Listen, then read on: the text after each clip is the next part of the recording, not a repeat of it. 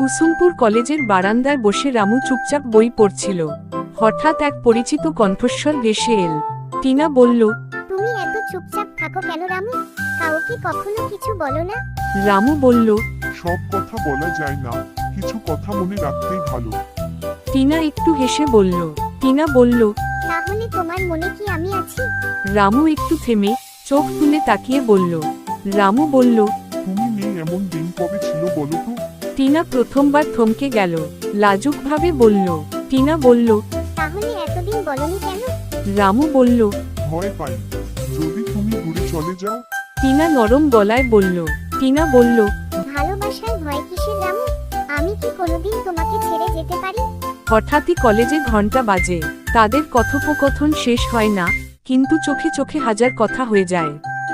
2 বছর পর শহরের ব্যস্ত রাস্তায় রামু দাঁড়িয়ে আছে। টিনার বাবার বদলির পরেই প্রথম তাদের দেখা। রামু বলল, তুমি কেমন আছো টিনা? খুব ব্যস্ত হয়ে গেছো বুঝি? টিনা বলল। ব্যস্ততা ছিল, কিন্তু মনটা ছিল ফাঁকা, কারণ তুমি ছিলে না। রামু চুপচাপ তাকিয়ে থাকে। রামু বলল, আমি তো এখনো তোমার অপেক্ষায় আছি, যেমন তখন ছিলাম। টিনা বলল। তবে আর অপেক্ষা কেন? এসো, এবার আমরা একসাথে হই। রামু বলল। এবার আর যেতে দিও না টিনা। টিনা হেসে মাথা নেড়ে বলল। টিনা বলল, এবার আমি যাব না, তোমার হাত ধরে থাকবো সব সময়। শেষ দৃশ্য, নদীর পাড়ে বসে রামু আর টিনা। সূর্য অস্ত যাচ্ছে, তারা নিঃশব্দে ভবিষ্যতের স্বপ্ন আঁকে।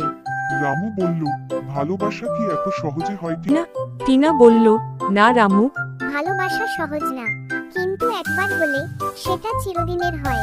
এই সংলাপভিত্তিক গল্পটি 2টি সাধারণ মানুষের বিশেষ সম্পর্ককে তুলে ধরে, যেখানে ভাষা কম, অনুভব বেশি।